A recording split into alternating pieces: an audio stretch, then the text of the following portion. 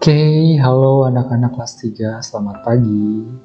Semoga kalian masih baik-baik saja ya, dan juga tetap semangat dalam mengikuti pembelajaran jarak jauh ini. Oke, pada pagi hari ini kita akan mengawali pembelajaran kita dengan renungan. Renungan hari ini yaitu Power of Care atau kekuatan dalam kepedulian.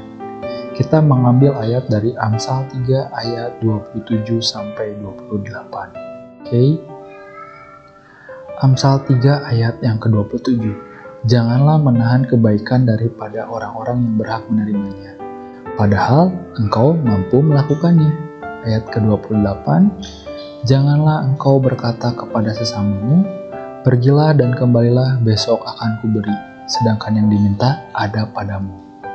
Pada ayat ini, terutama pada ayat ke-28, kita diajarkan untuk peduli kepada sesama kita.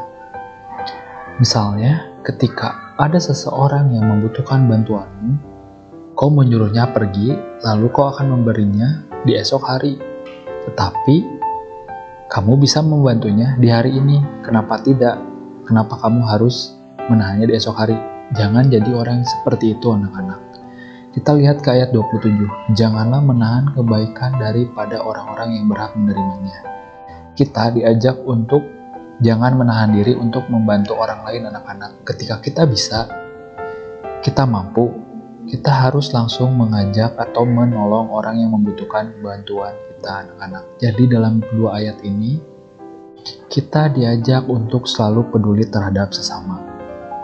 Nah, lanjutnya, kita diajarkan untuk sadar akan ketimpangan. Peduli berarti kita tahu, mengerti, dan merasakan ketimpangan di sekitarnya. Apa itu ketimpangan? Ketimpangan adalah orang mampu dan tidak mampu, berkelebihan dan berkekurangan, bisa dan tidak bisa. Jadi kita itu diajak untuk peduli, tahu mana orang yang mampu dan mana orang yang tidak mampu, atau mana orang yang harus kita bantu dan mana orang yang setidaknya tidak perlu bantuan kita. Tetapi pada ayat ini juga kita diajarkan untuk menjadi orang yang peduli, anak-anak.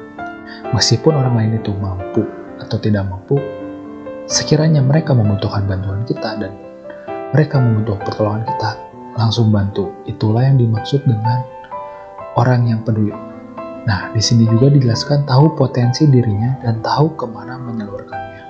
Maksudnya kita tahu potensi kita sampai mana atau kemampuan kita untuk peduli itu sampai mana. Misalnya, kita memiliki uang berlebih atau memiliki uang yang sangat banyak. Kita tahu nih menyalurkannya kemana. Kita salurkan ke panti asuhan, ke orang-orang yang tidak mampu, seperti itu.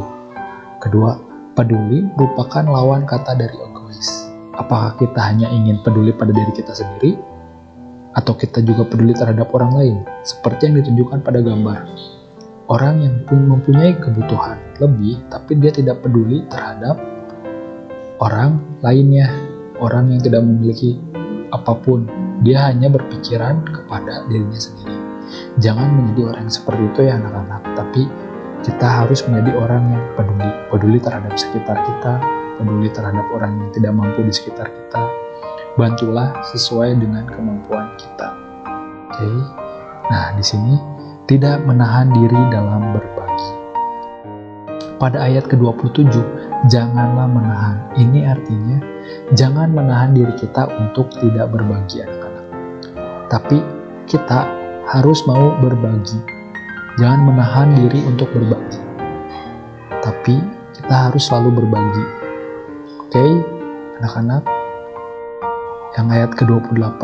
Contohnya, menolak orang yang meminta bantuan padahal mampu memberi. Ini maksudnya adalah kita mampu untuk memberi, tapi kita menolak untuk memberi. Itu adalah contoh orang yang egois, bukan orang yang peduli. Lalu menahan adalah menolak memberi, mendiamkan sesuatu, menghalangi orang lain berbagi. Ini tidak boleh, anak-anak.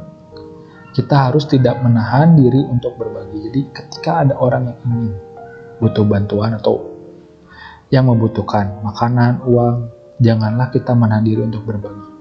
Tapi berbagilah selalu, anak-anak. Oke?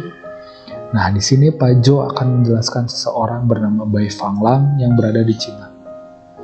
Dia mendonasikan total 350 yuan atau setara 470 juta rupiah. Anak-anak, itu suatu angka yang sangat besar. Oke, membiayai pendidikan 300 anak miskin di kampung halamannya. Nah, mulai usia 74 tahun sampai dia meninggal 93 tahun, umur 93 tahun pada tahun 2005, dia mendonasikan total 350 yuan atau 470 juta rupiah dan membiayai pendidikan 300 anak miskin di kampung halamannya. Coba anak-anak tebak. Bai Fanglang adalah seorang tukang beca di Tianjin, Cina. Dengan hanya menjadi tukang beca dengan gaji tidak seberapa, dia mampu mengumpulkan uang setara 470 juta rupiah dan membiayai pendidikan 300 anak miskin di kampung halamannya. Dia adalah orang yang sangat peduli terhadap sekitarnya, anak-anak. Kalian harus menyontoh orang ini, oke?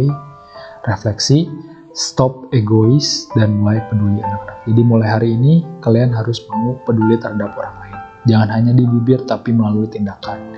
Jika ada yang membutuhkan sokongan uang, dana, atau apa, jangan menahan diri untuk tidak berbagi, anak-anak.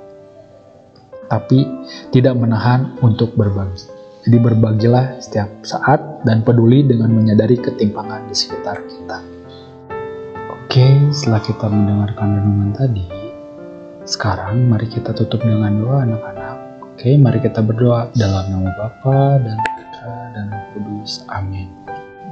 Bapa di surga, tolonglah aku semoga dapat peduli dengan sesama.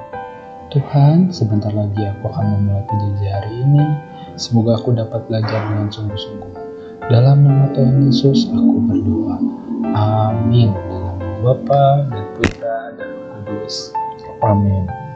Oke, setelah mendengarkan renungan, anak-anak, mari kita mengikuti pembelajaran PJJ hari ini.